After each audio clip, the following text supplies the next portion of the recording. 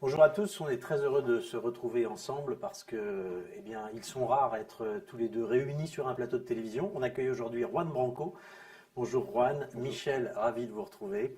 Je disais qu'il est rare de vous retrouver ensemble, réunis sur un plateau de télévision. Il est même rare de voir Juan Branco à la télévision puisqu'il est devenu, je dirais, infréquentable. On ne le voit plus invité dans les grands médias, on va dire. Il est aujourd'hui en tout cas avec nous, on est ravis de le voir.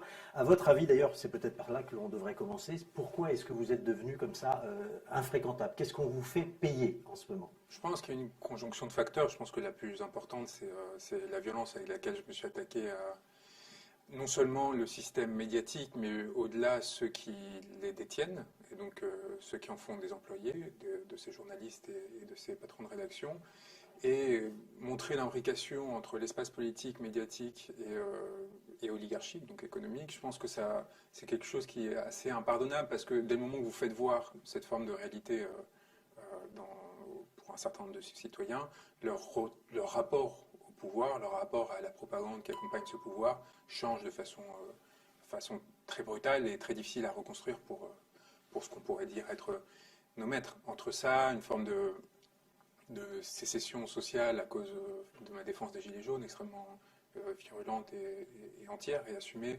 Et après, tout ce que ça a provoqué, les rencontres que ça m'a amené à faire, et notamment ma défense de Piotr Pawlenski après qu'il ait fait tomber Benjamin Griveaux, c'est ainsi qu'il est perçu par la Macronie en tout cas, m'a évidemment amené une forme de dévastation assez intéressante de mon personnage public. Mais en même temps, c'était quelque chose que j'avais anticipé, que j'avais quelque part annoncé d'ailleurs dans un entretien que j'ai donné à Thinkerview au moment de la sortie de Crépuscule, et surtout que j'avais vu se mettre en place avec Julian Assange et Wikileaks, là plutôt comme acteur secondaire, donc sur une opération de destruction menée contre Julian Assange pendant des années, ou du viol à l'antisémitisme en passant par agent du FSB et ainsi de suite. Enfin, chaque semaine ou chaque mois, une nouvelle accusation venait remplacer l'autre, de façon à ce que jamais l'innocence de la démarche et le sens profond de sa démarche ne puisse apparaître auprès du grand public, et qu'il y ait toujours une excuse pour le haïr et du coup pour soutenir ses privations de liberté. Aujourd'hui, ça fait quand même 2 ans qu'il est dans une prison antiterroriste à Belmarsh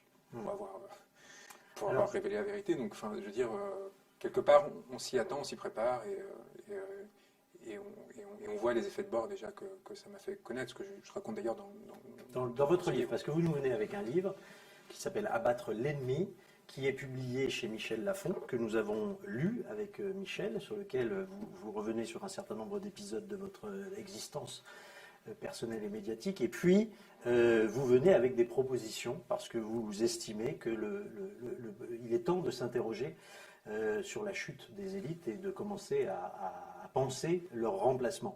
Avant de rentrer dans le détail de ce livre, et avant de demander à Michel pourquoi il était important aussi pour lui de revoir Juan, puisque vous aviez été jusqu'à présent simplement réunis une seule fois, je voulais vous demander un avis sur la date anniversaire que nous traversons, c'est-à-dire malheureusement l'année que nous venons de passer, une année marquée par la crise sanitaire, un an de cauchemar, entre guillemets. Quels sont les enseignements que vous tirez de cette période? Qu'est-ce que vous auriez envie d'en dire si vous deviez résumer cela? Je pense que c'est avant tout une crise structurelle, à la fois de l'idéologie qui domine l'espace politique en France depuis 30 ans, donc dans son rapport à la mondialisation, et évidemment de la capacité de nos élites à faire autre chose qu'imiter des régimes politiques qui imposent des solutions on a fait que suivre, en fait, parce que la solution du confinement a été quelque part calquée sur ce qu'avait adopté la Chine dans un premier temps, et on a vu qu'en fait toutes les politiques publiques qui étaient adoptées suivaient quelque part une forme de mimésis entre dirigeants des différentes puissances mondiales, sans qu'à un moment donné on se distingue, nous en tant que pays, si ce n'est en mal, avec notre incapacité à avoir une recherche publique suffisante, quelque part à mettre en valeur cet appareil sanitaire qui a été extrêmement précieux et le plus prestigieux au monde pendant des décennies, et qui s'est effondré en même pas 20 à 30 ans, ce qui dit quelque chose quand même de la précarité des constructions politiques et de leur vulnérabilité aux prédations et aux pillages successifs, jusqu'à en fait nous faire entrer dans le ventre mou, voire le bas de toutes les classifications internationales qui ont été faites de la gestion de cette pandémie. Moi, je me souviens, en novembre 2019, donc 3 mois avant le début officiel de la crise du coronavirus, apparemment un mois après que le virus ait commencé à émerger, j'avais été invité par quelque chose qui s'appelle le Web Summit, qui est une sorte de grand raoult de la Silicon Valley, où se retrouvent 15 000 start-upers à Lisbonne, donc en Europe, pour passer 2 semaines ensemble. Ils privatisent la moitié de la ville. Il y a des quartiers entiers de la ville qui sont littéralement fermés au reste du public. On ne peut accéder qu'avec un badge pendant cette période, gavé de subventions, enfin vraiment quelque chose d'assez terrifiant. Et il m'invite, parce que j'étais encore l'avocat de Wikileaks, sur le Central Stage, donc devant 5000 personnes pour parler de ces questions avec un conseiller de Trump, enfin sur la question de la mondialisation. Et Tony Blair venait de passer. Et je me souviens, donc je tiens un discours sur les Gilets jaunes et sur Wikileaks, et notamment sur l'importance de ce qu'avaient fait les Gilets jaunes, notamment dans la tentative de construction d'une autre forme de souveraineté politique. Et c'est à ce même moment, Emmanuel Macron, en fait, était en Chine. Et j'en parle d'ailleurs dans cette conférence, qui est en ligne encore, parce que c'était assez significatif, je trouvais déjà à l'époque. Il va en Chine dans le but d'améliorer nos exportations porcines, donc c'est d'obtenir des Chinois la possibilité d'y exporter plus de porc que ce qu'on faisait jusqu'ici. Donc je ne sais pas combien de milliers de kilomètres il y a entre la France et la Chine, mais vous imaginez, ne serait-ce que d'un point de vue écologique, avant même de poser la question sanitaire, mais évidemment la question sanitaire se pose immédiatement, et c'est pour ça que je fais le contact avec votre question, l'absurdité et en fait l'aveuglement absolu de cet être qui était encore en train de persister dans un modèle qui était clairement révolu et dépassé, tout en ayant des discours contradictoires sur l'écologie, l'importance de protéger le pays, ainsi de suite, et qui était là en train d'essayer de s'asservir à la puissance chinoise pour essayer de leur refiler quelques centaines de porcs pour essayer de résoudre une crise qui est réelle de la filière porcine française, notamment en Bretagne avec les excès de l'industrialisation. Et donc, on était en fait en train de voir fermenter une crise pandémique mondiale liée justement à ces excès de la mondialisation, et on avait cet homme qui était en train de s'aveugler, de pousser en avant. Et en fait, ce qu'on a vu depuis, c'est à peu près cette sorte de facilité, d'absence de pensée, qui font qu'on adhère à l'existant, on s'inscrit dans un flux qui nous fait reproduire exactement ce que l'on faisait auparavant ou ce que font les gens autour de nous. On ne prend jamais le moindre risque de se distinguer, et donc évidemment, peu à peu, on arrive à un effondrement, parce que qu'est-ce qui a fait la richesse et la puissance de la France? C'est justement sa capacité à se distinguer, à construire une souveraineté au sens plein du terme, c'est-à-dire à la fois être créative, être... Il y a quand même deux choses qui m'ont particulièrement interpellé. C'est que d'une part, vous dressez le constat d'un effondrement total, et pour le coup, vous pointez des responsabilités dans l'équipe dirigeante actuelle du système de santé. C'est-à-dire, vous dites en gros que dans la Macronie, dans la Macronie agissante aujourd'hui, il y avait déjà ceux qui étaient dans l'entourage de Marisol Touraine et qui sont responsables de la pénurie des masques et de la raréfaction des lits des hôpitaux. Donc on a clairement des gens qui n'ont pas su prendre le pouls de l'époque, qui ont serré le kiki, pardon pour la trivialité. C'est des gens sans compétence. C'est-à-dire que ce que je raconte sur Gabriel Attal qui a 22 ans parce qu'il est copain avec la fille de la ministre, se fait nommer conseiller au cabinet ministériel de Marisol Touraine, ou Benjamin Griveaux. Commence sa vie professionnelle à 6 000 euros d'ailleurs. Voilà, Olivier Véran. Donc voilà, il y a le facteur évidemment népotique, enfin en tout cas de pure compromission de caste et ainsi de suite, c'est sa première chose, mais il y a aussi le facteur tout simplement compétence. Et même quelque part désir, parce que je pense que je relis beaucoup le rapport du politique au désir. Qu'est-ce que vient faire un homme qui n'a aucun rapport avec les politiques de santé, comme Attal, comme Griveaux, comme Véran et Salomon avaient quand même plus un rapport de carrière par rapport à ces enjeux. C'est-à-dire qu'ils étaient déjà dans le milieu médical et ils essayaient juste d'assouvir leurs ambitions. Mais les deux premiers, par exemple, c'est des personnes qui arrivent dans ce ministère tout simplement parce qu'ils ont une opportunité de gagner de l'argent, de se faire bien voir dans l'espace politique et d'accroître leur carrière politique. Et c'est tout. Ils n'ont aucune capacité à prendre des décisions. Et qu'est-ce que ça produit? Ça produit la suppression des Russes, donc la destruction des stocks de masques. Encore une fois, l'important des masques, c'était quoi? C'était avant tout pour les soignants, c'est sur les premiers mois, les personnes qui allaient nous protéger sur la longue durée ensuite, qui se retrouvent quand même du jour au lendemain exposées aux virus qu'ils sont censés traiter, la réduction du nombre de lits de réanimation, enfin bref, tout ce que maintenant finit par faire consensus, pour peu qu'on ne regarde pas le 20h de France Télé. Et ce que j'essaie d'explorer, dans Crépuscule et Abattre l'ennemi, c'est pas les questions de personnes, c'est plutôt un peu à la Marx quand il commente Hegel, il dit... La politique, finalement, c'est une affaire de corps. Donc, il faut en revenir au corps, mais il faut en revenir au corps pour faire jaillir l'effet de système, pour montrer ce qui systémiquement ne va pas, et pour essayer de transcender ça et d'aller au-delà de cette question. Vous dites aujourd'hui qu'on est rentré dans une... Avant de vous demander, Michel, ce que vous pensez de ce que vient de dire Juan, vous dites aujourd'hui on est rentré dans une période de soviétisation de l'économie, c'est-à-dire qu'aujourd'hui, on a ouvert les robinets à subvention dans tous les sens et qu'on arrose sans distinction tout le monde avec des minimums qui sont absolument ahurissants. On parle de 10 000 euros par petit commerce fermé, là où les Américains, eux, sont plus chiches, sont plutôt sur des 1 500 $. Qu'est-ce que vous voulez dire par cette soviétisation de l'économie? Moi, ce qui me désole, c'est qu'il y a une soviétisation sans plan quinquennaux. C'est-à-dire qu'en fait, on distribue de l'argent de façon massive et à aucun moment on essaie de diriger l'investissement, à aucun moment on essaie de poser les bases de ce qui va être une reconstruction du pays. On a une phase de paralysie du pays. C'est là aussi une expression du manque d'idées, de création, de créativité de ces individus. C'est un moment idéal pour lancer des grands travaux, pour lancer des grands projets qui permettront à la France de reprendre une forme au moins si ce n'est de leadership, au moins en tout cas de capacité c'est le moment de penser le monde d'après. Non pas de le penser, de le mettre en œuvre, parce que la pensée, je pense qu'elle est faite depuis longtemps. Enfin, il y a les transitions écologiques, il y a 1000 façons de les faire. Enfin, on ne va pas rentrer dans le détail technique, mais c'est prêt. La question, c'est comment est-ce qu'on arrive. J'adore, Emmanuel Macron parle beaucoup de Kairos, vous voyez, se saisir l'instant présent. Il a démontré qu'il en était parfaitement incapable. Parce que s'il y a un moment où, justement, toutes ces grandes politiques qui, en effet, créent des frictions en temps normal dans la société, dérangent des intérêts établis, créent des nuisances, parce que des travaux, ça paralyse une partie, et ainsi de suite, c'est le moment idéal pour le mettre en œuvre. C'était le moment idéal. Ça devient à chaque fois un peu moins. Et ça permettait tous ces flux d'argent, dont par ailleurs on nous avait dit qu'ils étaient impossibles à mobiliser, ce qui est quand même délirant. C'est-à-dire qu'on a des personnes qui devraient être interdites d'accès à l'espace public, c'est-à-dire qu'ils pendant 20, 30 ans, ils nous ont justifié, expliqué, théorisé par tout moyen possible pourquoi est-ce qu'on ne pouvait pas payer un peu plus les infirmiers, un peu plus les médecins, un peu plus les professeurs et ainsi de suite, qui du jour au lendemain ne voient aucun problème au fait qu'on débloque des sommes immenses, non pas pour investir, non pas pour construire quelque chose, mais tout simplement pour asservir, en fait, c'est-à-dire faire taire toute potentialité de colère, de réclamation de changement, sans nous amener quelque part. En fait, c'est une façon de nous faire de nous des consommateurs passifs, des personnes qui vont en fait suivre les énergies du marché. On alimente le marché à dose forcée, c'est pour ça aussi que les marchés des actions se maintiennent à des niveaux si élevés, que du coup les inégalités s'accroissent alors que l'appareil productif s'est arrêté. Et en même temps, on endort les populations en disant voilà, continuez à acheter à chaque fois plus, vous achèterez à chaque fois plus quelque chose qui vient d'étranger, donc vous aurez à chaque fois moins la possibilité de vous émanciper du système économique existant, vous aurez à chaque fois moins la possibilité de retrouver une fonction dans la société. Mais au moins, pendant ce temps, en fait, on pourra vous tenir. Et après, ce que je dénonce aussi, c'est la deuxième partie de ce que vous disiez sur les 10 000 euros. Moi, je parlais des 10 000 euros qui maintenant m'ont été proposés comme auteur, parce qu'en 2019, j'ai vendu beaucoup de livres avec Crépuscule, ça a été un moment, et on prend 2019 en année de référence. Ce serait 2018, ce serait 2020, j'aurais droit à rien.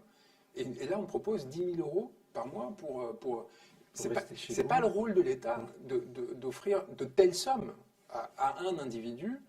Enfin, vous voyez, quand bien même la différence. Moi, la solution américaine, on a beaucoup glosé sur les États-Unis et sur un certain nombre d'autres pays, qui donne une somme plancher égale pour tous, c'est-à-dire à peu près 2 000 euros à tous les citoyens, je trouve ça beaucoup plus merveilleux parce que d'un côté, ceux qui gagnaient beaucoup découvrent ce que c'est en fait de se retrouver dans une forme de restriction en fait de la capacité à dépenser, ainsi de suite, et du coup ça crée un sentiment d'altérité de leur part, et ça dessert les cordons, peut-être de façon injuste pour les idéologues du marché, mais peut-être tout simplement ça offre une respiration temporaire aux plus fragiles de la société, et ça égalise en fait le destin de tout le monde pendant un temps, et du coup ça recrée une forme de commun qui à mon avis est beaucoup plus sensée que d'arriver dans ces excès, alors que, et c'est quand même le dernier point, c'est essentiel, toutes les populations qui sont celles qui pour une grande partie qui sont soulevées pendant les Gilets jaunes, les plus précaires et les plus vulnérables n'ont accès à rien. De la même façon, encore une fois, si on avait pris 2018 comme revenu de référence, pour moi, je n'avais rien.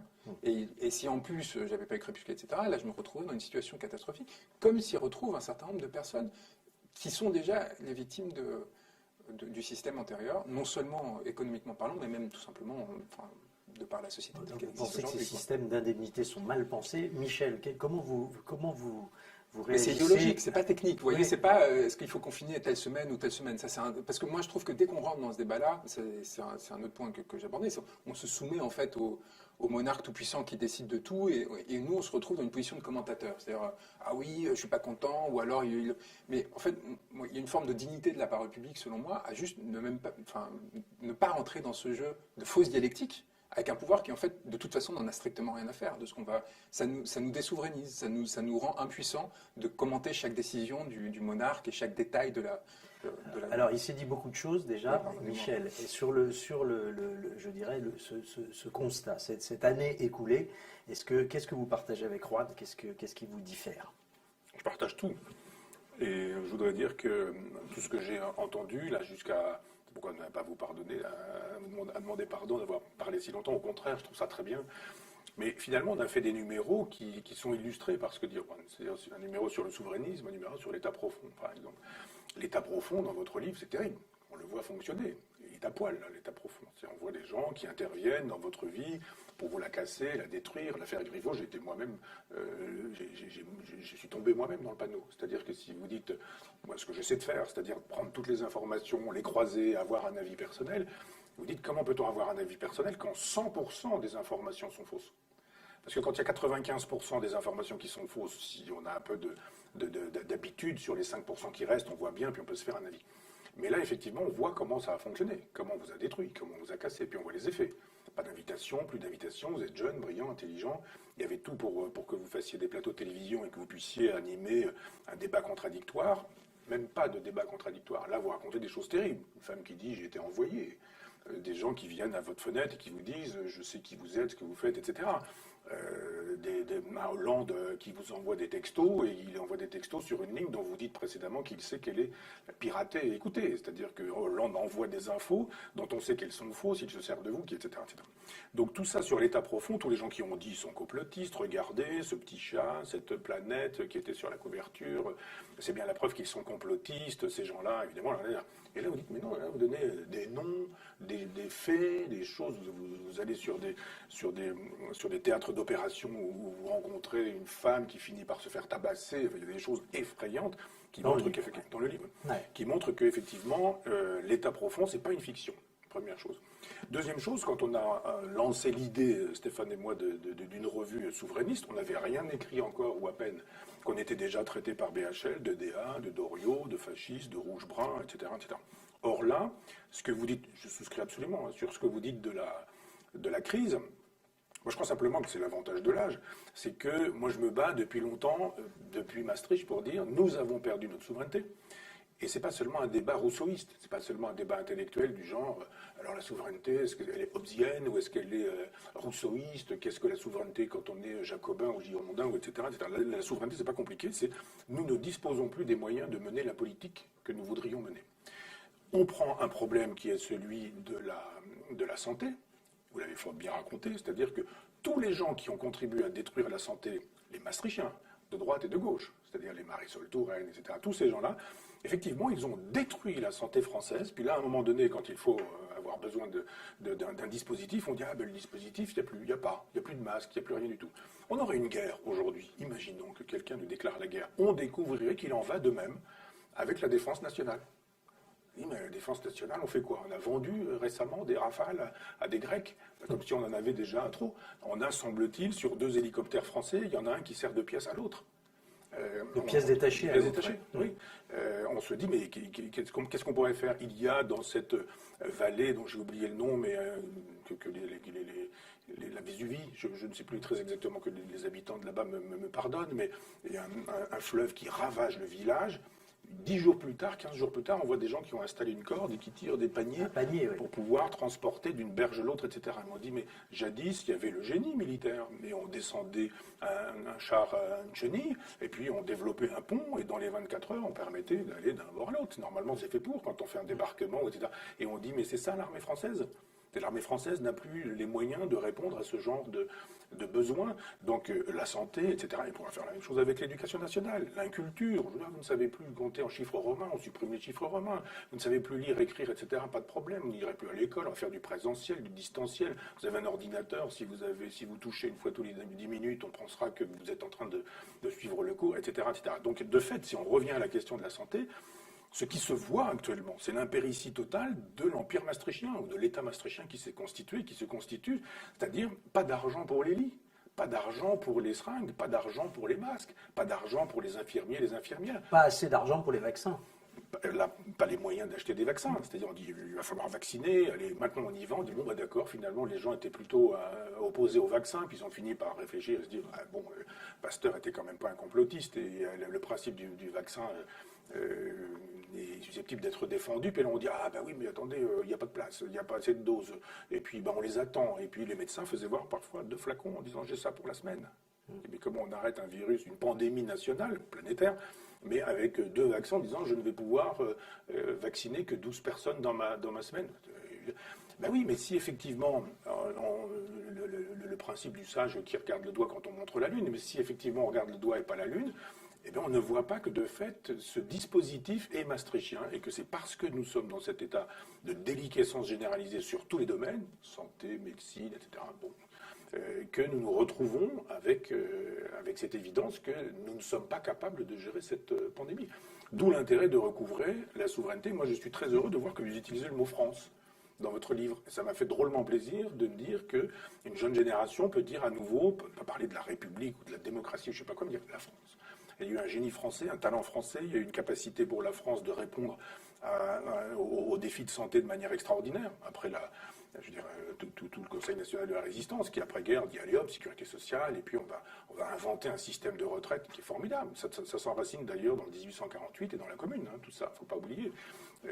Et tout ça se trouve défait, détruit, etc. Et il n'est pas étonnant que dans cette date anniversaire de la Commune, on ait un Emmanuel Macron qui nous fait savoir que les Versaillais étaient ceux qui faisaient de telle sorte qu'on puisse veiller à la République qui était en péril.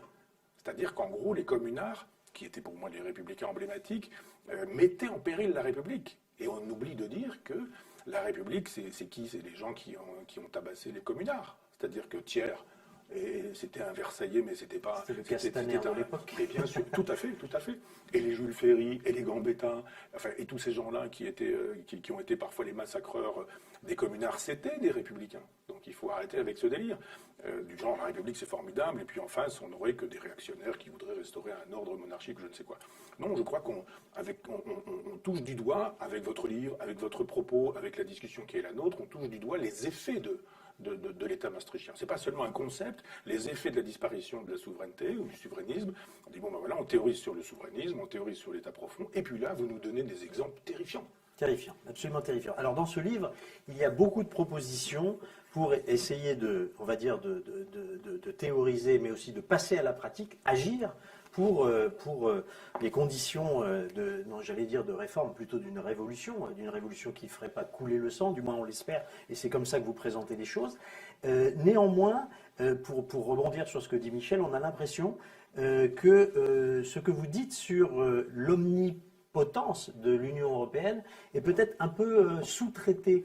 Je m'explique. Il y a beaucoup de choses très très théoriques et très intéressantes et très astucieuses même, j'ajoute, sur la réforme de l'appareil administratif, des grands corps, etc. Il y a beaucoup de choses très intéressantes et très nouvelles dans ce que vous proposez.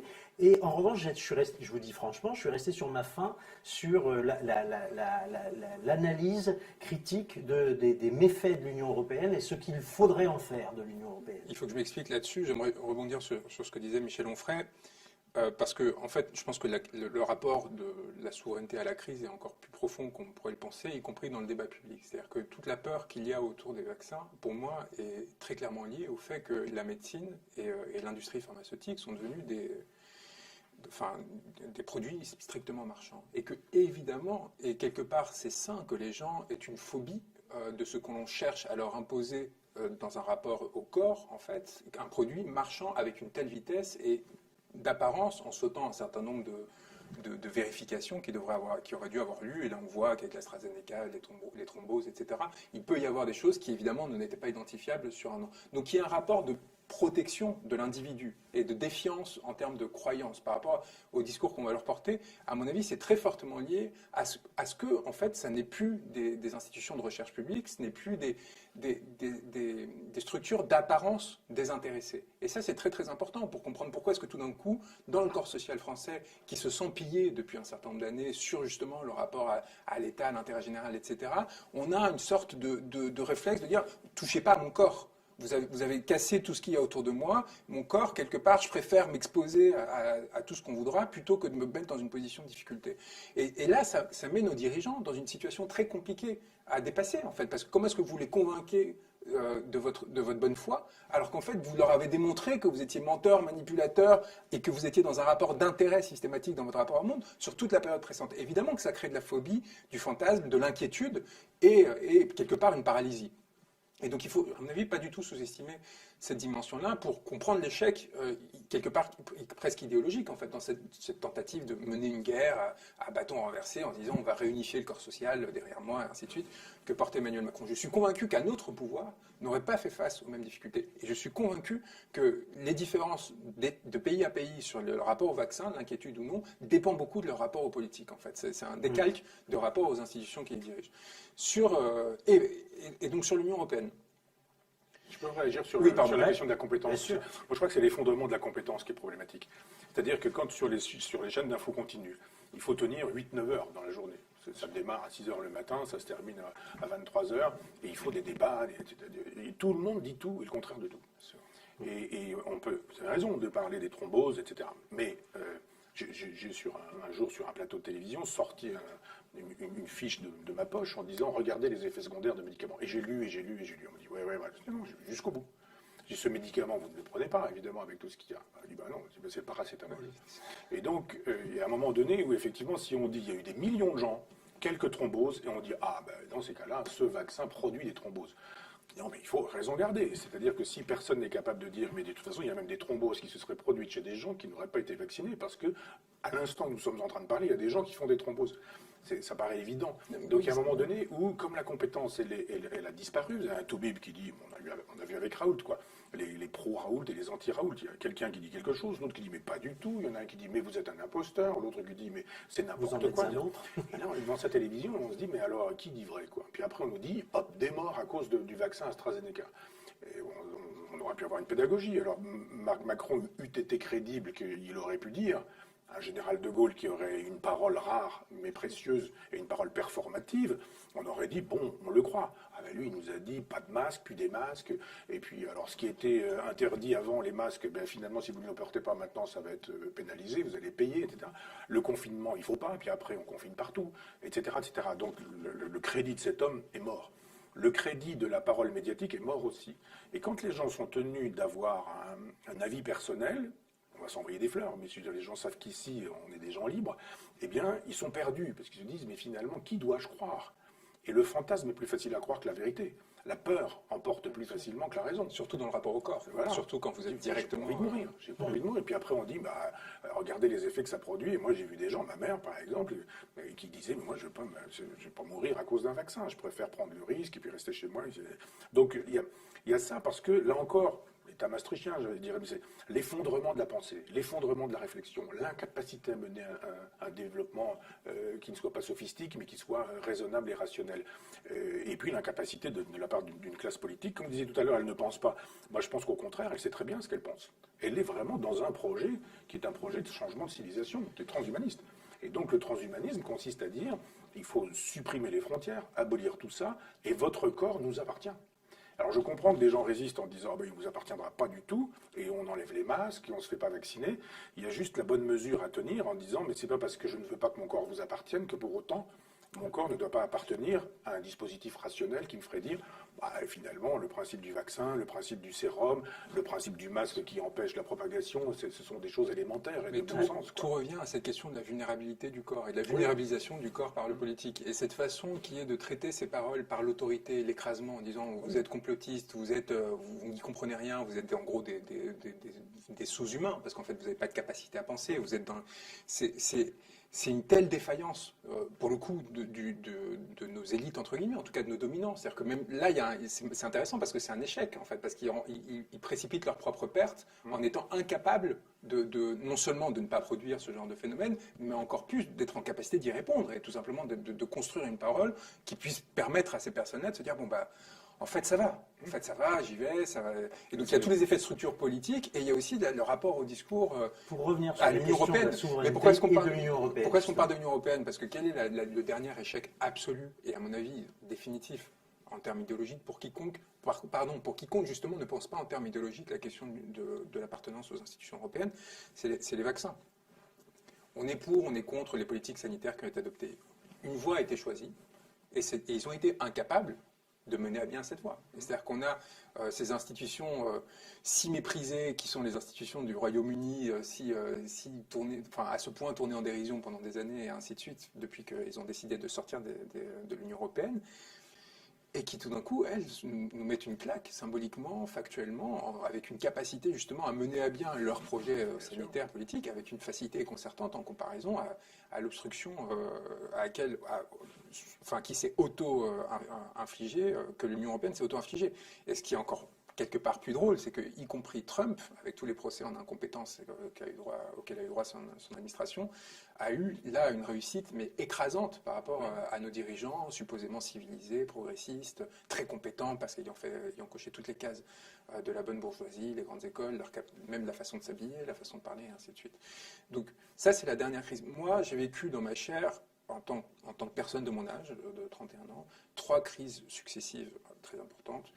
La crise de 2008 économique, la crise migratoire entre 2013 et 2019, et donc on va y revenir à la crise migratoire. Cette crise sanitaire. Sur les 3, il y en a une, en fait, l'échec est patent, l'invisibilisation de cet échec est vraiment extraordinaire. Donc il y a une crise mondiale en 2008, et il y a un seul endroit sur l'ensemble de cette planète qui revit une crise 3 ans après, en 2011, c'est l'Union européenne.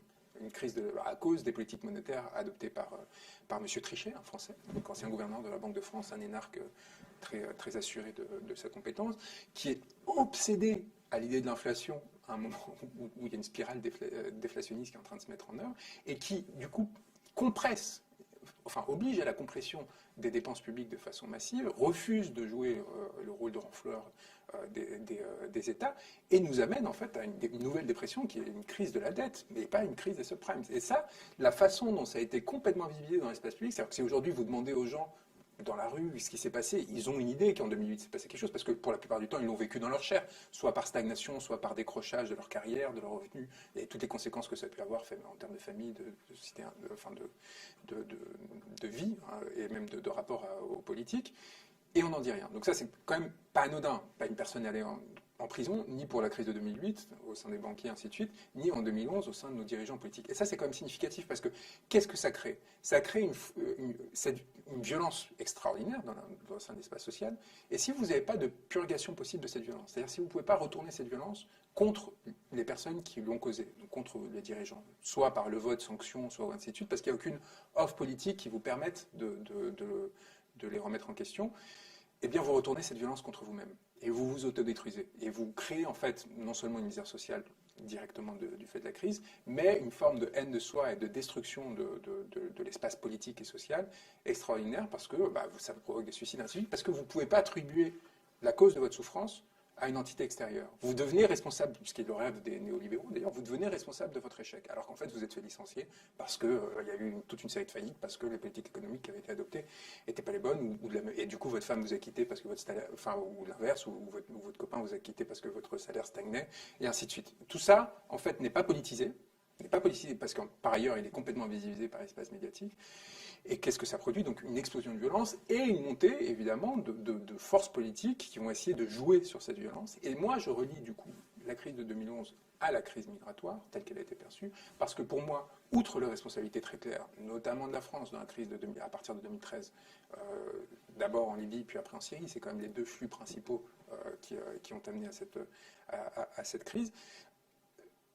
Comment ils font pour compenser leur impuissance sur la question migratoire et de façon générale sur le rapport aux frontières, etc. Et ils instrumentalisent la figure du migrant. N'oubliez jamais que le migrant, en tant que terme, apparaît pendant cette période, dans l'immédiate après de la crise de 2008. Et il devient en fait une figure antéchristique quelque part, qui va devenir le bouc émissaire en fait. C'est-à-dire qu'on va faire payer la violence sociale qui est en train de monter au sein de la société, et cette volonté de purger cette violence sur encore plus fragile que ceux qui étaient les responsables initiaux de la crise. Et donc on va instrumentaliser cette question de façon massive. Et cette crise-là, moi j'ai beaucoup travaillé dessus en détail. Et c'est ce qui m'a permis de me familiariser avec l'Union européenne et de changer ma perspective sur l'Union européenne. C'est-à-dire qu'on est allé chercher avec un groupe d'étudiants, sous-bureau par sous-bureau au sein de la Commission, des conseils, de Frontex, ainsi de suite, comment fonctionnaient ces institutions. Qui faisait quoi, comment ils le faisaient, ainsi de suite. Et on a découvert l'impéritie et l'inefficacité à des niveaux qui rendraient jaloux n'importe quelle administration du monde. C'est-à-dire qu'on est dans un... Si l'administration française a des difficultés, l'Union européenne, c'est puissance 100 ou puissance 1000. C'est hallucinant, en fait, ce qu'ils ont produit pendant... Et cette crise est le fruit de l'incompétence, bien plus encore qu'une quelconque volonté diabolique ou incapacité à penser ou je sais pas quoi. Là, pour le coup, ils s'enlisent dans leur propre... Et en fait, je me suis rendu compte à ce moment-là que l'Union européenne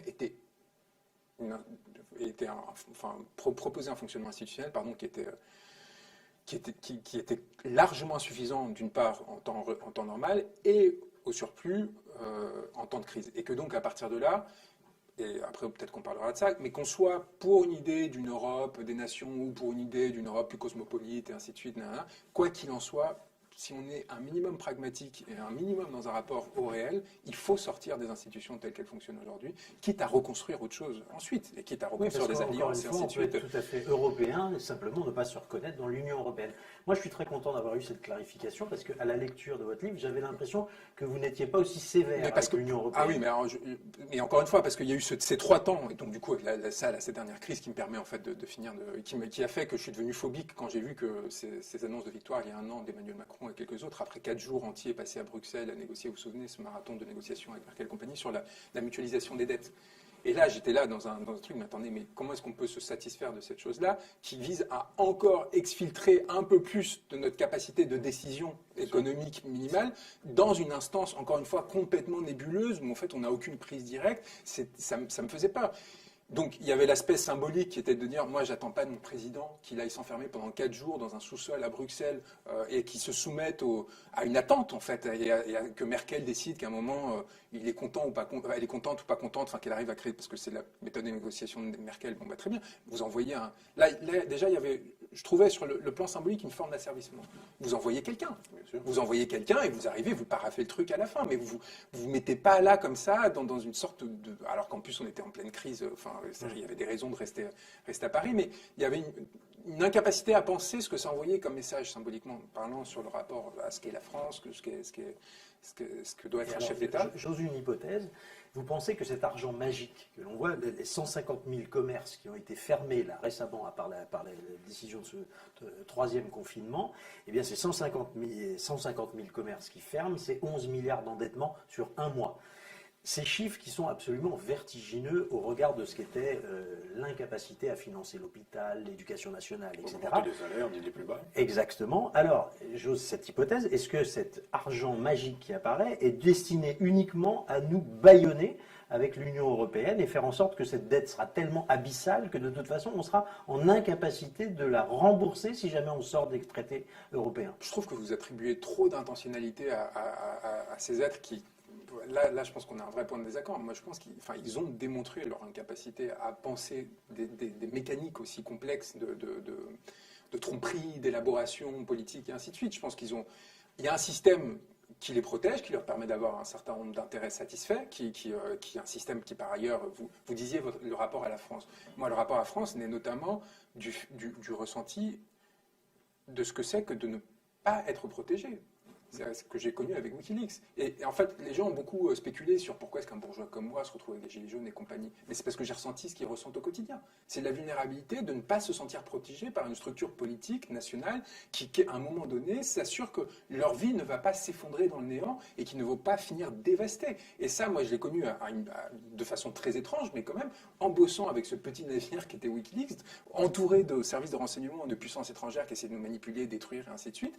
Et je me rendais compte, en revenant en France, que mon État n'était pas là pour me protéger. C'est-à-dire que, et là, je me suis rendu compte de ce que c'était. C'est-à-dire que j'étais plus soumis enfin, j'étais plus exposé en France que sur d'autres territoires. Et à partir de là, en fait, à partir de cette compréhension de ce que c'est que de ne pas avoir les protections que par ailleurs les classes dominantes ont de façon différente, parce qu'ils justement ils forment un monde en soi quelque part, qui n'a pas besoin de cet État dont la vocation, en tout cas républicaine, révolutionnaire, était justement de protéger les plus fragiles, et qui a évidemment depuis été dévoyé. Enfin bref, je parle beaucoup, mais je contourne. Mais je crois que c'est ce qui oppose l'État et l'État profond. C'est-à-dire l'État ne protège plus pendant que l'État profond protège. L'État profond protège ceux de l'État profond. Pendant que l'État qui devrait protéger les plus faibles, notamment les premiers, je veux dire les gilets jaunes, les gens les plus modestes, les expose. C'est-à-dire que pour pouvoir faire durer et proliférer l'État profond, on détruit l'État national. Donc effectivement, plus de frontières, cosmopolitisme généralisé, le but c'est ça quand même. Que quand l'extrême gauche se retrouve d'accord avec le MEDEF, on se dit il y a quand même un truc qui ne va pas. Pourquoi la CGT Sud et Mélenchon sont d'accord avec le MEDEF sur ces questions-là? Moi je serais responsable de la CGT de Sud ou de la France Insoumise, je me dirais mais qu'est-ce qui fait que je pense exactement de la même manière que les patrons? Avec cette disparition des frontières qui est en même temps la disparition de tout État de droit. Et l'état de droit, s'il n'y a pas d'État, il n'y a pas d'état de droit. Donc comment peut-on faire respecter la justice, la justesse, le droit, l'équité, les principes de la France? On se dit, mais enfin, justement, la générosité à l'endroit des plus modestes, les malades, comment est-ce qu'on fait les personnes âgées, et les gens qu'on envoie dans des EHPAD, les retraités, à qui on dit, ah bah, de toute façon, on va même vous prendre de l'argent sur votre propre retraite. Donc cet effondrement de l'État national, c'est ce qui rend possible la puissance d'un État, ce que j'appelle l'État maastrichtien, c'est-à-dire pour nourrir l'État maastrichtien, on déshabille, ou pour vêtir l'État maastrichtien, on déshabille l'État national. Pour moi, la mondialisation nous amène à devenir l'équivalent des potentats africains qu'avait la République française pendant la période coloniale. C'est-à-dire que nos élites, du coup, sont quelque part rétribuées pour maintenir un rapport d'asservissement, en l'occurrence une forme d'impérium états-unien, parce que c'est principalement à ces forces-là que l'on est aujourd'hui soumis. Et du coup, on se retrouve dans une position où ces élites-là ont pour fonction de maintenir sous le boisseau, comme ça, le reste de la population et s'assurer de leur consentement à cette forme d'asservissement. Mais du coup, ces élites, qu'est-ce qu'elles elles en tirent en fait de grand confort, parce qu'il y a une garantie de revenus, ainsi de suite, qui leur permet de continuer à vivre grand train, de se sentir valorisées parce qu'elles continuent à avoir des liens avec les élites de la grande maison mère, ou des grandes maisons mères, parce que c'est pas aussi systématique, c'est pas que les États-Unis, mais en tout cas, évidemment, la puissance dominante, c'est les États-Unis, et du coup, ça fabrique, évidemment, c'est ça aussi qui fabrique l'absence de pensée, la médiocrisation. Parce que vous n'êtes plus en concurrence avec personne, parce qu'évidemment, vous êtes obligé de vous refermer sur vous-même. C'est pour ça que la méritocratie est devenue une vaste blague. C'est-à-dire qu'on est dans un pur système de reproduction sociale, où on ne laisse accès qu'aux enfants de la bourgeoisie, qui eux-mêmes, en fait, vont récupérer les privilèges de leurs aînés. En fait, alors on habille ça avec une apparence de réussite, de contrôle social par les concours et ainsi de suite, concours qui ont pour seule fonction de sélectionner au sein de cette classe sociale qui est plus ou moins compétent pour permettre au système de se reproduire. Et c'est tout. Et on se limite à ça. Vous avez à un moment donné dans votre ouvrage une page terrible sur les 140, j'ai pas la mémoire des chiffres, 140 personnes qui bossent pour la CIA.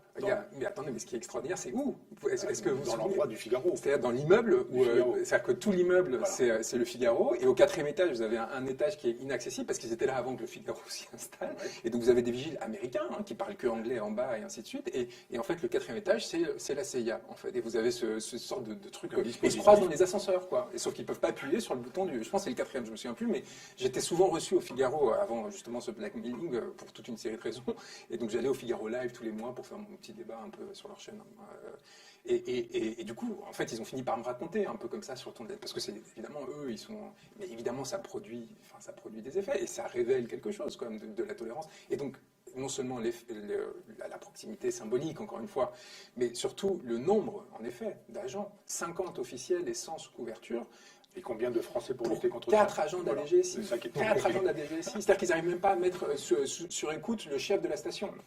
Et donc vous êtes dans une pure acceptation d'une forme de vassalité que je raconte comme étant le premier traumatisme que j'ai vécu avec Wikileaks. On révèle que les communications des principaux conseillers et des chefs de l'État, Nicolas Sarkozy, Hollande et Jacques Chirac auparavant, avaient été mis sur espionnage, y compris leur téléphone personnel par la NSA, donc l'agence de renseignement américaine. Et que quand on révèle ça, donc on fait non seulement ça, mais aussi que toutes les entreprises qui participent à des appels d'offres supérieurs à 250 millions d'euros, n'importe où dans le monde, qui sont françaises, sont systématiquement mises sur écoute par la NSA pour savoir quelle est leur offre et pour pouvoir faire gagner cet appel d'offres pour les entreprises états-uniennes. On révèle ça et on devient les cibles. Moi, je m'attendais à rien. Enfin, on était très heureux de rendre ce service à mon pays. Enfin, il y avait un truc, vous voyez, que je trouvais merveilleux. J'étais fier de faire ça.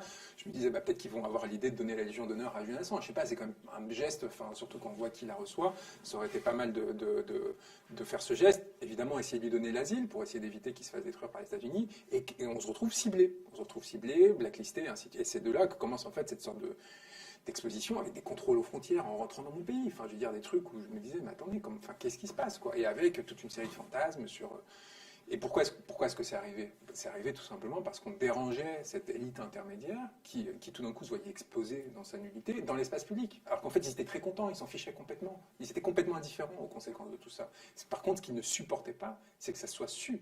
Et qu'à partir de là, en fait, il y a une humiliation qui leur soit infligée. Donc, on devenait les ennemis. On devenait les ennemis pour avoir rendu service, en l'occurrence, à la nation. Et à partir de là, quand même une réflexion, y compris politique, très profonde, de ce qu'était l'État, de ce qu'était la nation, de ce qu'était le rapport aux politiques, et un déniaisement très important par rapport à... Moi, c'est pour ça aussi que quand je dis, je pense qu'ils ne pensent pas, c'est parce que, d'une part, je pense qu'il y a un vrai rapport du politique à l'expérience. C'est-à-dire qu'il faut avoir vécu, par exemple, à mon sens, je pense, peut-être, la vulnérabilité pour savoir qu'il faut être protégé. Si vous avez toujours été protégé, que si dans votre entourage tout le monde est systématiquement protégé, je pense que vous ne vous rendez pas compte d'à quel point il est précieux justement de ne pas rentrer dans les dispositifs de compromission, etc. Et d'autre part, c'est parce que j'ai fait leurs écoles, j'ai été avec eux, c'était des camarades, ainsi de suite, et j'ai pensé comme eux. Et je sais, j'ai conscience du niveau d'aveuglement que je m'infligeais moi-même sur ces questions. Et c'est là où, du coup, je leur fais même pas ce crédit, en fait, d'être dans une sorte de manipulation un peu... Ils suivent le vent et le vent est bien orienté. Moi, je pense que c'est plutôt ça. Et il y a Vous ne les prenez pas pour des grands stratèges. Ah non, mais je sais qu'ils ne le sont pas. C'est une sorte de... C'est accablant, d'ailleurs. Alors, il y a quelque chose sur lesquels on a peut-être quelques désaccords, puisque dans votre livre, vous analysez, mais vous proposez aussi beaucoup. Vous parlez de... Oui, pardon, et sur l'Europe, pardon, juste pour finir là-dessus, parce que c'est important. Pourquoi est-ce que je suis moins affirmatif dans le livre? Parce que il faut comprendre aussi d'où est-ce que j'arrive dans l'espace, enfin, qu'est-ce qui me fait arriver dans l'espace public, principalement. J'avais déjà été très socialisé justement par les élites, via Wikileaks, via les grandes écoles et compagnie, donc j'avais mon rond de serviette dans 28 minutes, enfin, tout ce genre de choses. Mais qu'est-ce qui me fait devenir une personnalité politique quelque part? C'est l'accompagnement et la protection que je tente d'offrir aux Gilets jaunes, à la fois en tant qu'avocat et en tant qu'écrivain. Ça requiert de moi une grande humilité, un grand silence dans ce qui aurait trait à l'imposition d'une ligne directrice. Et donc, moi, ce que je propose dans ce texte avant tout, c'est que d'une part, on nettoie très rapidement l'espace médiatique de façon à ce que les conditions d'un débat public sain puissent revenir dans ce pays, et qu'à partir de là, on rende la parole aux Français, non pas avec un référendum instrumental ou compagnie, mais avec une vraie consultation populaire sur ce qu'on fait de notre rapport à l'Union européenne, ainsi de suite. J'ai du mal, moi, d'autant plus que c'est une évolution assez récente de ma perception sur ces questions, à me dire je suis en capacité d'imposer sur des questions aussi essentielles ma parole, d'autant plus que les conséquences sont très importantes. Je crois que là, tout le monde autour de cette table partage l'idée que la consultation à travers des référendums est devenue une absolue nécessité sur ces grandes questions-là. Et pas les référendums tels qu'ils sont organisés aujourd'hui, pas des référendums truqués ou des référendums dont on n'écoute pas les avis. Oui, ou juste des formes de tentatives d'instrumentalisation politique à des fins soit plébiscitaires, soit... Enfin, vous voyez, il y a cette forme... Puis je suis désolé, Maastricht, que le oui ou le non l'ait emporté. Dès le moment où vous êtes à 50, 51%, je veux dire, n'importe quelle personne qui réfléchit, se dit sur des orientations aussi essentielles pour la nation, vous ne provoquez pas un basculement tel, c'est-à-dire renoncer à une partie de la souveraineté monétaire et ainsi de suite, enfin la souveraineté monétaire, sur une majorité très étriquée, parce qu'à ce moment-là... Elle est étriquée parce qu'on laisse de côté ceux qui n'ont pas voté. Oui, en plus. Mais c'est la prise en compte, évidemment, de tout du corps électoral dans son ensemble. Les gens se disaient, en gros, on nous dit on va faire un petit aménagement, alors que nous, ça ne nous intéresse pas du tout. Et ces gens-là, quand ils disaient, mais nous, on n'en veut pas du tout de l'Europe, ils ne s'exprimaient pas. Moi, je pense qu'au contraire, il y a un vrai désir de la part du peuple de refaire de la politique. Simplement, il se dit, mais de toute façon, tel que ça fonctionne, on nous demande de choisir entre la peste et le choléra, et on ne va pas choisir.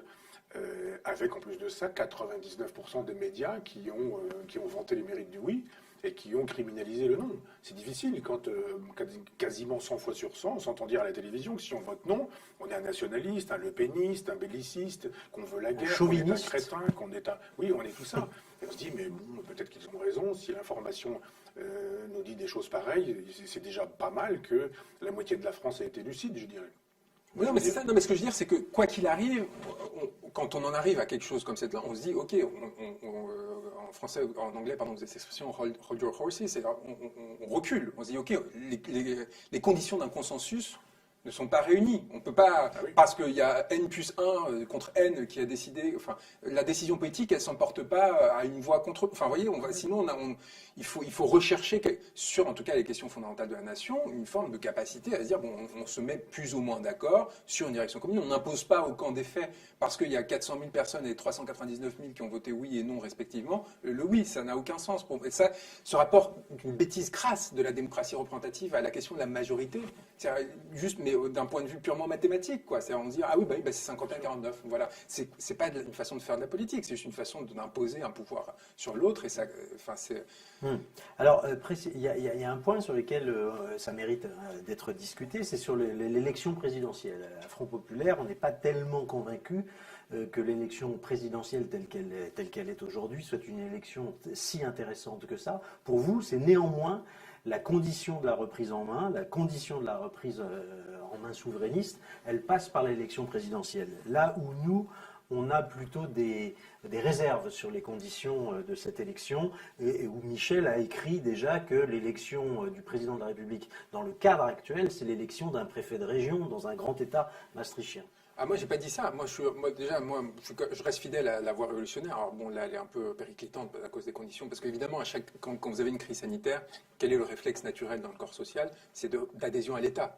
Et donc, pas d'adhésion au gouvernement, mais c'est un réflexe de protection. C'est-à-dire, protégez-nous. Et donc, du coup, ça a créé une vague conservatrice. C'est pour ça que quand les Lordons et compagnie annonçaient le grand soir au lendemain du premier confinement, je regardais ça en disant quand même, enfin, quelle absence de pensée par rapport à ces questions. Mais, donc moi, je suis sur une veine de rupture radicale avec l'existant. Ce que je dis, par contre, dans le texte, c'est que l'élection présidentielle. Nous aussi. Bah oui, mais le seul problème, et c'est là où ça crée une dialectique qui, à mon avis, est assez dévastatrice pour toutes les forces qui essaient de produire un changement dans ce pays, c'est que la fonction présidentielle a une fonction révolutionnaire en soi. C'est-à-dire que vous avez tellement de pouvoir concentré de façon si intense en puissance qu'en fait, vous avez naturellement la tentation de vous dire, en fait, il faut tenter cette voie. Parce que, en fait, quelque part, c'est une voie rapide, d'une part, et d'autre part, une voie qui offre une légitimité suffisante pour, en effet, imposer des changements très rapidement aux corps intermédiaires, à la technostructure, et ainsi de suite. Ça, on en parlait tout à l'heure.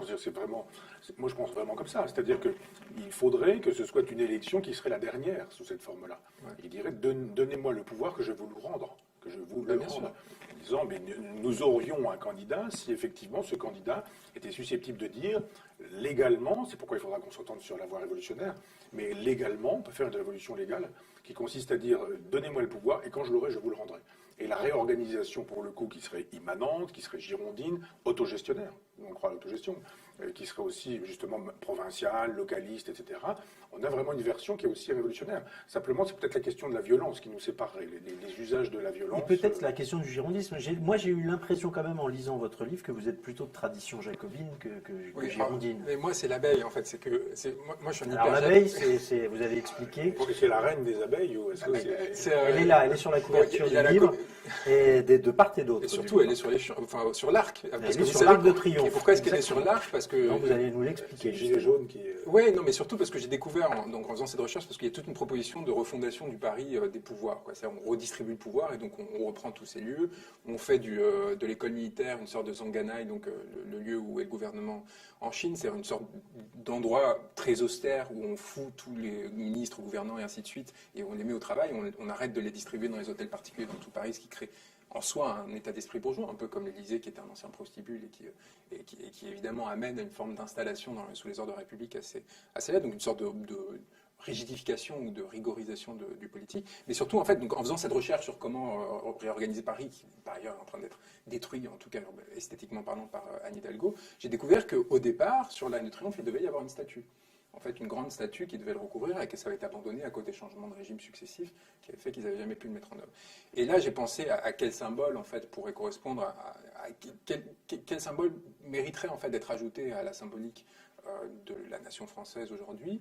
Et pourquoi est-ce que l'abeille m'intéressait? Parce qu'il y a le côté délavé, un peu discours néo-moderne, où la coopération, l'écologie, bon, très bien, enfin ça c'est très bien, en effet c'est un insecte qui est dans le rapport au collectif, qui est menacé par la crise climatique et ainsi de suite. Mais surtout, c'est les couleurs jaune et noir, c'est-à-dire à la fois donc les gilets jaunes, c'est-à-dire leur rendre en fait cet espace-là dont ils ont été sortis quand même à coup de LBD, de matraques, de gaz, etc., alors que c'est leur lieu et qu'aujourd'hui c'est pour le coup, pour moi, un lieu de prostitution et de décadence. Il n'y a que des grands magasins internationalisés qui n'incarnent plus rien. Il n'y a plus aucune identité de cet espace par rapport à... Et aujourd'hui, le projet de rénovation d'Anne Hidalgo, justement, consiste maintenant à enlever les pavés. Ce que je trouve incroyable, parce que c'est la dernière étape dans la neutralisation de cet espace. Et donc, associer ce jaune au noir de l'organisation communarde. Cette puissance communarde. Par contre, là, et donc moi je pense que notre devenir est communard. Notre devenir, en effet, c'est une localisation du politique avec la cité comme lieu d'organisation de l'espace politique, du politique. On est aujourd'hui dans une artificialité complète, notamment liée à l'Union européenne, où on a créé des régions, à la limite les départements ont eu un sens à un moment, mais c'est toute une série d'espaces intermédiaires qui ne correspondent pas vraiment à des réalités géographiques, en tout cas, et certainement pas à des réalités politiques. C'est-à-dire que personne ne considère comme étant organisé à l'échelle de telle ou telle région existante aujourd'hui en France, et a fortiori au niveau des intercommunautés, etc. Donc retrouver cette idée de la cité comme étant le lieu du politique, évidemment philosophiquement parlant, ça a du sens de toute façon. Et en même temps, entre-temps, il faut bien protéger. Il faut bien protéger ce territoire des instincts prédateurs et de la volonté de dévastation, en tout cas d'absorption, que les puissances étrangères vont vouloir mettre en œuvre si à un moment on se protège. Donc il nous faut, et après pour toute une série de considérations, par exemple l'existence du nucléaire, fait qu'on va être obligé, qu'on le veuille ou pas, d'avoir des institutions centralisées pendant un temps encore, ne serait-ce que pour gérer les suites de cette... Je vous ai peut-être mal lu, mais moi j'ai lu recentralisation dans votre projet. Mais bien sûr, parce que les régions seront transformées en gouvernorat. Et le rétablissement du duopole département et commune. Donc mon idée, c'est pas précisément girondin. Enfin, c'est pour ça, moi je ne suis pas du tout girondin, parce que je trouve que la décentralisation, qui pour moi est le fruit de l'Union européenne, c'est en fait une dépolitisation des territoires. Parce que telle qu'elle est menée, il n'y a aucun rapport aux identités. Je vous avais envoyé, j'avais lu cet hommage de l'histoire normande, qui était écrit par Glissant. Non, c'était qui? Enfin bref, on s'en fiche. Il y a ce rapport à l'identité territoriale au sens positif du terme, créateur. C'était Senghor, voilà, pardon, c'est ça. Ce que je trouve magnifique, ne serait-ce que Senghor fasse un éloge de il y a quelque chose, justement, voilà, il y a quelque chose qui dans le geste même, est tellement fort et dit quelque chose de l'idée française, en fait, de l'idée de la France, au sens, quelque part, universaliste du terme. Donc, ouais, moi je trouve que tout ce qui est décentralisateur girondin dans la période récente, en plusieurs dizaines d'années, n'a fait que dépolitiser et créer des strates intermédiaires administratives, des notabilités, ainsi de suite, que des choses... Mais ça, c'est la décentralisation jacobine. Oui, mais qui crée quand même un... C'est le contraire de la décentralisation. C'est-à-dire, en gros, vous allez gérer les poubelles, l'éclairage public, vous allez la voirie, vous allez gérer tout ça. Par contre, vous allez avoir des cabinets régionaux, des conseillers qui vont jusqu'à 200 personnes entre les employés, les personnes qui vous servent et ainsi de suite. Ça, c'est le contraire de la décentralisation. Il y a un moment donné d'autonomie, on doit dire, maintenant c'est vous qui allez gérer. Par exemple, on a vu Hervé Morin, qui est le président de la région Normandie, a eu envie d'une gestion franchement décentralisée avec le Covid, et il a dit, mais moi je vais m'emparer de ça, et je vais acheter des vaccins, on en produit dans notre région, et puis on va vacciner la population normande. Je crois du tout, on lui a mis des bâtons dans les roues. Parce que justement, c'est le contraire, parce que ça aurait été une vraie décentralisation girondine, et là on a dit, non, mais la décentralisation jacobine, ce sont les Parisiens qui décident de ce qu'est une décentralisation. C'est évidemment pas une décentralisation. Moi, on va essayer de... Là-dessus, mais juste très rapidement, ma proposition, en fait, surtout, c'est qu'on cesse de se figer, pardonnez-moi, des structures territoriales d'office. C'est-à-dire qu'on laisse l'initiative de s'organiser aux échelles que l'on le souhaite. C'est-à-dire, est-ce qu'une cité veut étendre quelque part son territoire de gestion à terme autogéré? Est-ce qu'elle veut se contenter d'être un arrondissement? Est-ce qu'elle veut embrasser une partie de sa campagne, une partie de... Voilà, il faut qu'en fait on laisse cette liberté-là et pas qu'on dise il y a un département, le département ça correspond à ça, là il y a une région ça correspond à ça, etc. Et donc je propose des mécanismes un peu d'entreliaisement entre les institutions jacobines étatiques centralisées et justement ces territoires communaux qui permettraient de protéger un certain nombre de droits fondamentaux et de principes en fait qui permettraient d'uniformiser le territoire et en même temps qui a sur le reste en fait libère complètement la création. Alors il y a dans votre livre beaucoup de connaissances sur les rouages administratifs et je trouve que c'est assez astucieux et très pratique. Il y a une dimension vraiment modus operandi dans votre livre. Par exemple, vous voulez transformer Matignon en ministère de la Présidence, vous voulez concentrer les pouvoirs de police Tracfin, DGSE, DGSI autour de la présidence, etc. Il y a dans votre projet une économie autour de l'idée de fusionner des grands corps qui se multiplient effectivement et dont on finit par plus tellement bien comprendre les territoires de compétences. Il y a une idée de rationalisation de la décision. Moi, j'ai été formé et préparé pour gouverner. Enfin, il y a ce truc à la française où, en gros, on vous donne toutes les clés de compréhension du pouvoir dont on exfiltre le reste des citoyens. Et donc, mon idée avec ce texte, c'était de rendre cette connaissance, de donner, l'expliquer de façon générale avec tous les textes que j'écris, c'est d'essayer de redistribuer ce savoir qu'on essaie de concentrer en quelques mains pour que n'importe quelle personne puisse se saisir de cette connaissance des rouages et puisse après l'adapter à sa façon. Mon idée avec ce texte, c'est si jamais on se retrouve demain devant l'Élysée à nouveau dans un mouvement comme celui des Gilets jaunes, à mon avis, qu'est-ce qui a fait que les Gilets jaunes ne sont pas rentrés dans l'Élysée? C'est pas leur incapacité à le faire, parce qu'on a vu ces images où ils étaient à 50 mètres, les forces de police ne savaient pas comment réagir, elles reculaient, et c'est jusqu'à un moment ils se sont dit on n'y va pas. Et pourquoi ils se sont dit on n'y va pas? Parce qu'il n'y avait pas d'idée de pourquoi y aller en positif. Il y avait en négatif contre quoi on se mobilisait, mais il n'y avait pas de volonté de... Et cet ouvrage, c'est une contribution pour dire maintenant vous aurez une idée. Vous pouvez l'adapter, vous en ferez ce que vous voudrez, mais en tout cas c'est dans cette direction enfin je vous propose une direction, et il me semble être une synthèse, un truc un peu syncrétique de l'ensemble des forces qui sont mobilisées pendant il y a des choses en revanche un peu plus inquiétantes dans votre ouvrage. Par exemple, vous voulez faire un grand travail d'audit des personnels politiques, mais aussi des dirigeants du CAC 40, et vous voulez que soient commandés aux forces de police, quelles qu'elles soient, des blancs. Ce qu'on appelle des blancs, c'est-à-dire ce sont des notes non signées des personnels de police. Et que ça ressemble quand même à des méthodes très exécutives. Oui, parce que c'est pour fermer cette phase. En fait, c'est sur tous ceux qui ont été au pouvoir ces 20 dernières années, qui ont notamment, je pense à Anne Lauvergeon, qui est une sorte d'équivalent en termes de parcours politique, qui est Sherpa de Mitterrand, et qui après du nucléaire, est responsable d'Areva. Moi, je suis allé au Centrafrique enquêter sur les mines qu'avait achetées pendant l'affaire Uramine Areva, donc 4 milliards d'euros de fonds publics qui ont disparu, mais vraiment disparu, 4 milliards d'euros. Donc ça a provoqué évidemment une recapitalisation d'Areva, avec une augmentation du coût de l'électricité, 1800 licenciements, un effondrement de la filière nucléaire française.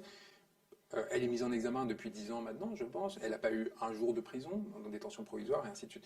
Moi, à un moment donné, je veux bien qu'on se fiche de notre gueule, mais quand on a des conséquences aussi dramatiques à l'échelle d'un pays, je suis désolé, on met en prison... Moi j'ai des clients gilets jaunes qui ont été mis en détention provisoire parce qu'on a retrouvé leur ADN sur un masque avec d'autres ADN qui avaient été retrouvés à proximité d'un magasin qui, sur les Champs-Élysées, à un moment, avait vu sa devanture privée. Il s'est retrouvé en détention provisoire. Je veux dire, enfin, Michel, c'est comme... ça doit quand même vous gêner un peu aux entournures, les blancs faits sur les personnalités, comme ça, cette manière de police politique quand même. Non, parce que je pense que quand il faut être concret, on se dit mais on fait quoi par exemple avec les médias? Alors, on va en parler. Ouais, mais qu'est-ce qu'on fait avec France Inter, avec France Info, avec France Culture, avec tous ces gens-là qui vous interdisent, qui m'interdisent, et qui en interdisent pas mal d'autres. Il y a des listes noires, etc., etc.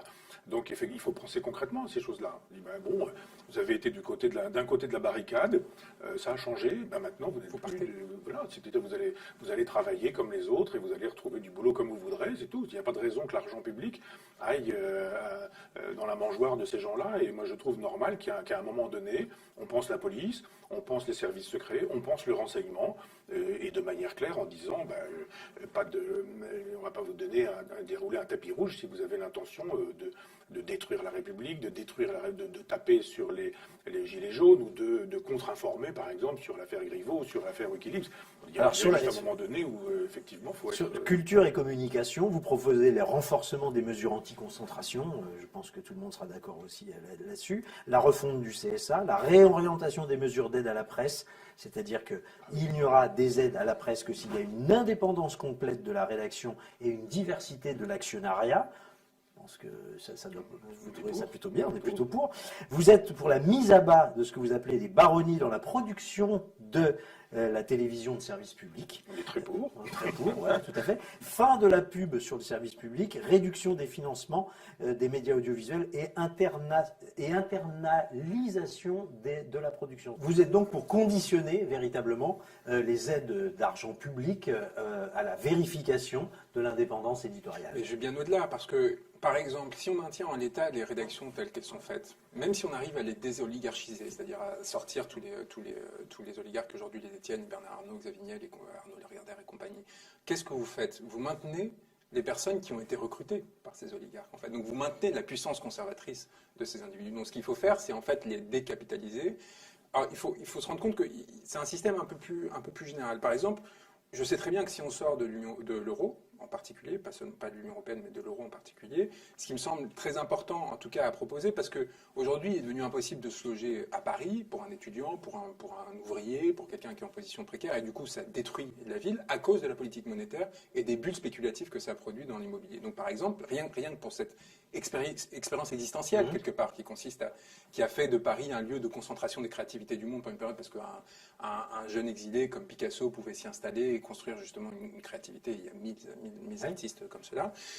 Ok, donc le problème, c'est que certes, si on crée une politique monétaire qui produit de l'inflation, qui fait que peu à peu la valeur du patrimoine immobilier se dégrade et que donc ça ne vaut plus la peine de spéculer sur l'immobilier, vous allez mettre dans une situation compliquée un certain nombre de personnes sincères qui n'ont pas investi dans l'immobilier pour spéculer, mais tout simplement pour avoir un logement pour eux et qui vont en fait se retrouver avec une impossibilité de payer leurs dettes aux banques qui leur ont prêté.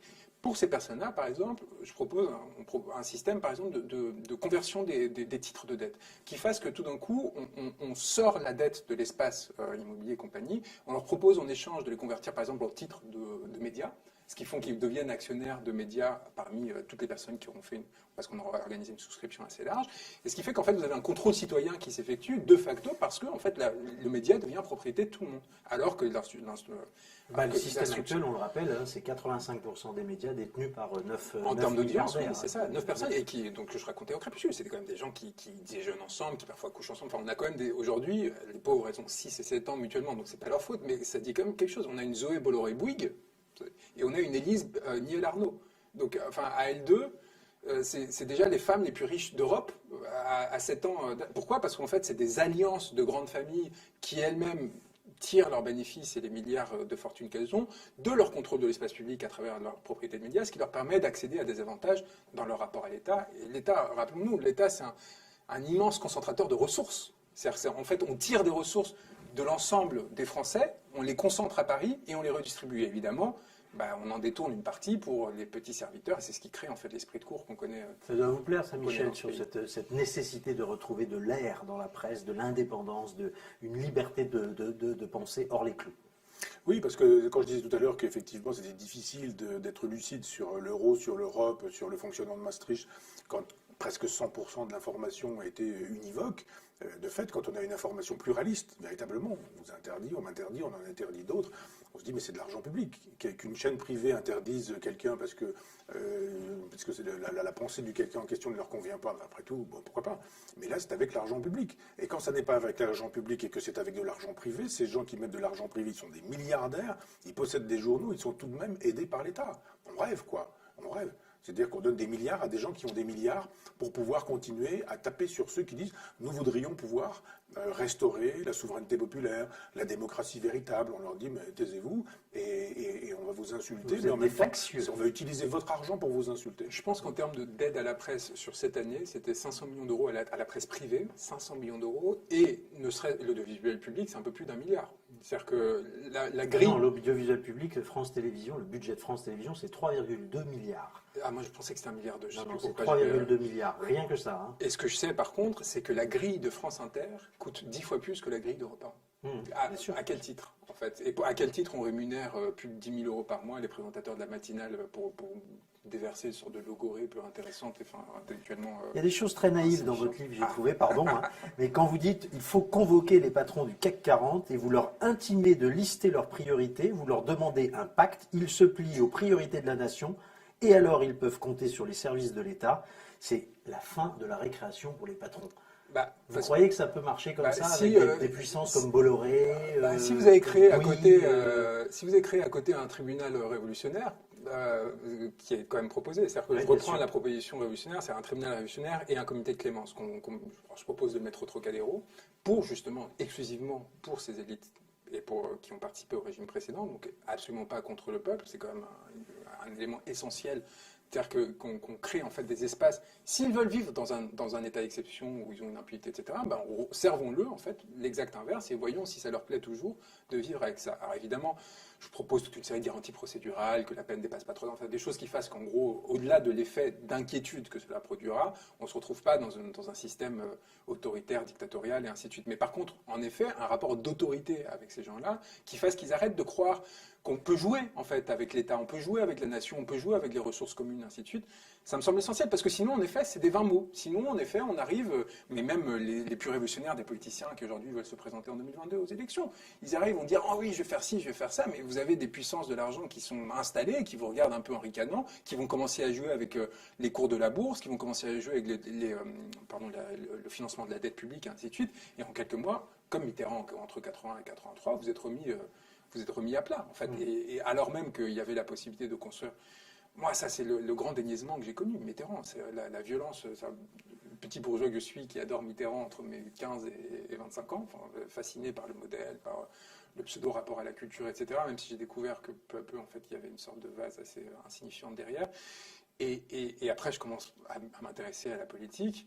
Et je commence à découvrir l'immense trahison de 83, qui en fait est le préalable de tout ce qu'on décrit. Parce Michel en parle beaucoup de l'Union tous les européenne, jours. mais le tournant adopté avant justement Maastricht, avant l'acte unique, et ainsi de suite, c'est un massacre, mais c'est honteux.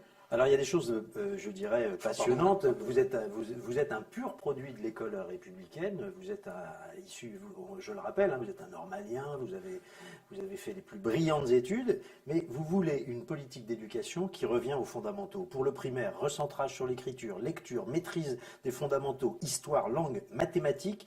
Et la nouveauté, c'est de devenir plurilingue dès le CP, examen d'entrée en 6e, classe bilingue dès la 6e, revalorisation du métier de prof, création de classes d'élite, classes non mixtes. Ça, c'est très intéressant aussi, c'est très disruptif, si je peux utiliser ce terme à bon escient pour une fois.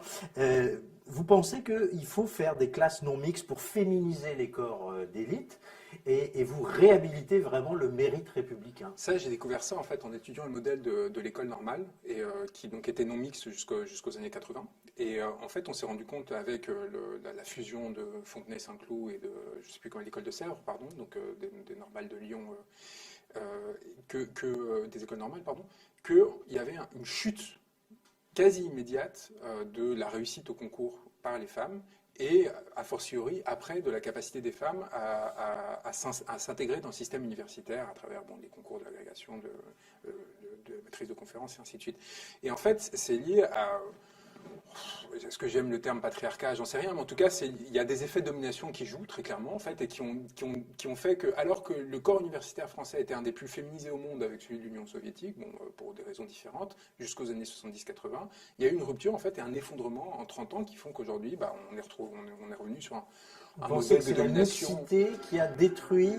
En fait, je pense que c'est assez établi. D'ailleurs, il y a une femme qui est pas du tout de mon bord idéologique, qui s'appelle Nicole El-Karoui, qui est une grande spécialiste des mathématiques financières, donc quelqu'un qui a créé un des masters en mathématiques financières les plus réputés au monde. Donc, en fait, c'est elle qui est la cause de l'exfiltration d'une grande partie de nos élites scientifiques vers le monde de la finance, notamment des polytechniciens qui sont devenus en masse, et qui racontait dans un à voix nue sur France Culture comment elle avait vécu, en fait, elle avait connu cette rupture, et qui avait fait qu'il y avait eu en fait une déféminisation de ces espaces.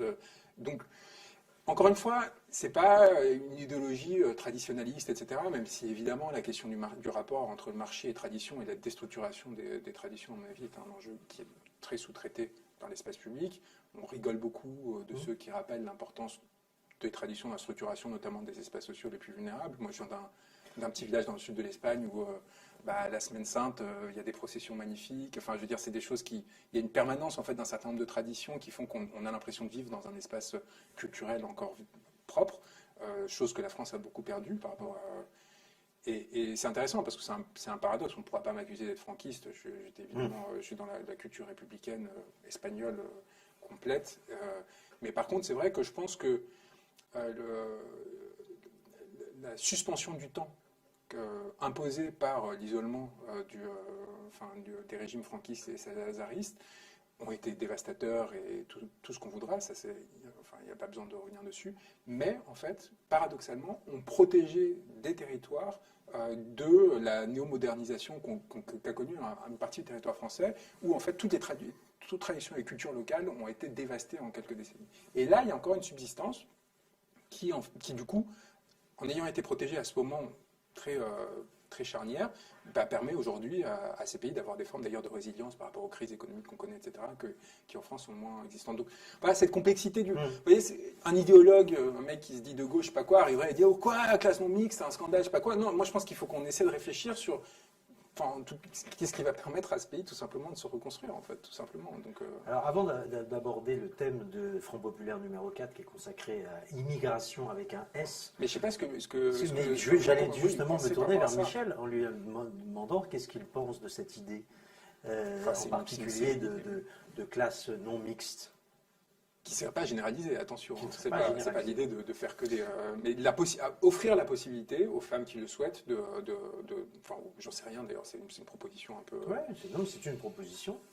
Moi, j'écoute vos arguments, je les entends, je trouve très fondés. Je n'ai pas d'informations sur ça très précisément, mais je ne suis pas contre sur le principe. Non, mais c'est parce que c'est intéressant de voir que Juan Branco revient à des solutions finalement qui ont fait leur preuve par le passé et qu'on a voulu faire table rase pendant tant et tant d'années.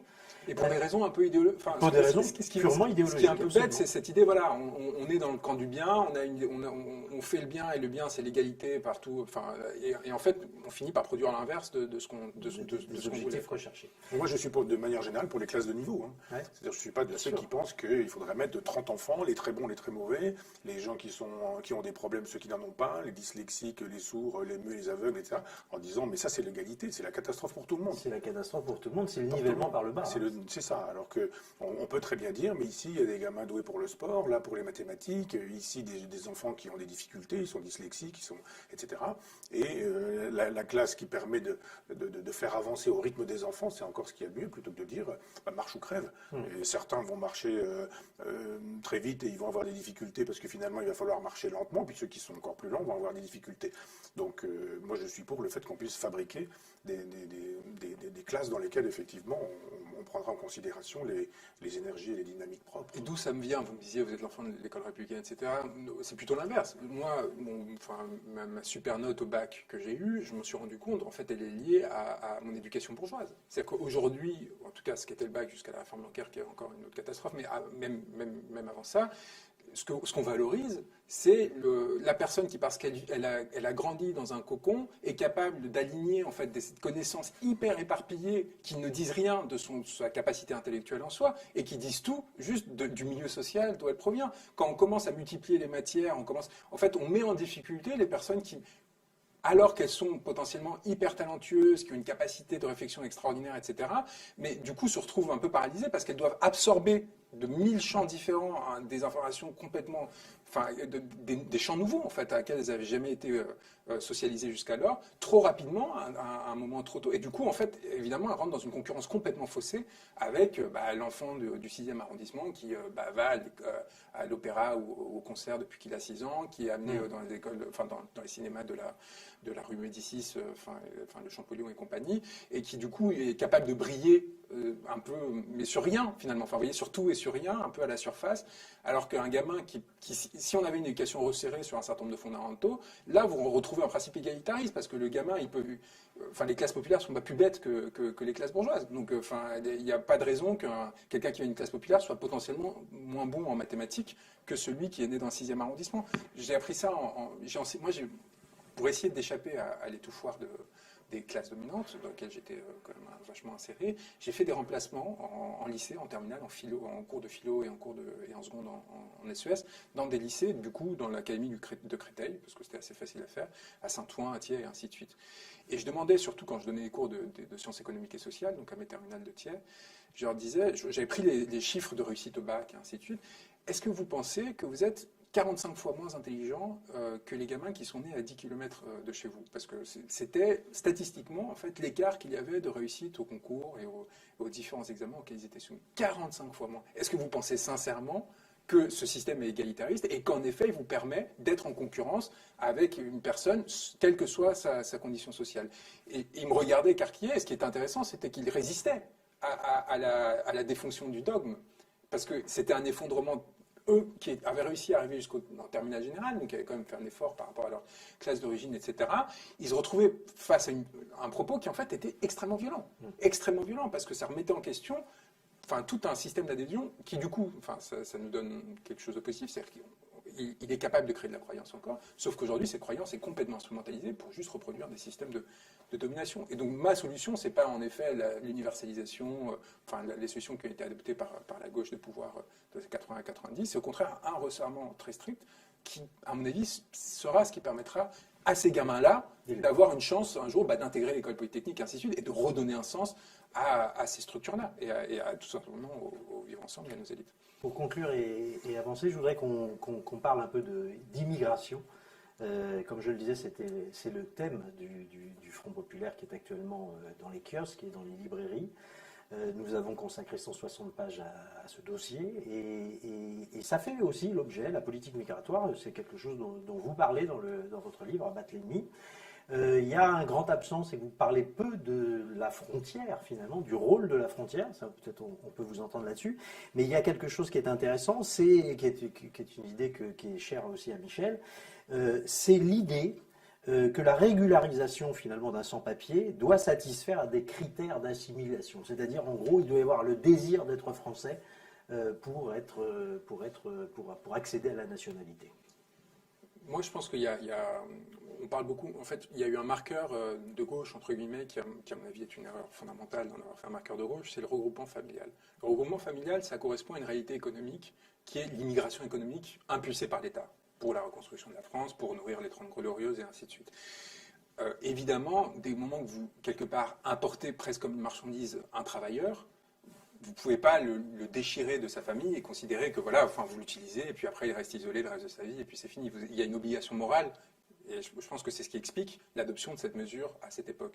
Mais la généralisation de ce principe à toute forme d'immigration, ça n'a pas de sens en fait. Mais même juste, encore une fois, d'un point de vue non idéologique, juste ça crée, et évidemment, ça participe à l'organisation de filières d'immigration illégale et ainsi de suite, et ça crée une sorte de trouble de façon plus générale, notamment dans le rapport à l'identité, à l'effort que consiste le fait d'être, pour une communauté d'accueillir quelqu'un, l'hospitalité au sens déridien du terme, c'est vraiment cette ouverture inconditionnelle, à condition qu'il y ait un respect en retour de l'autre. Et donc conditionnel. Voilà. Pas inconditionnel à condition.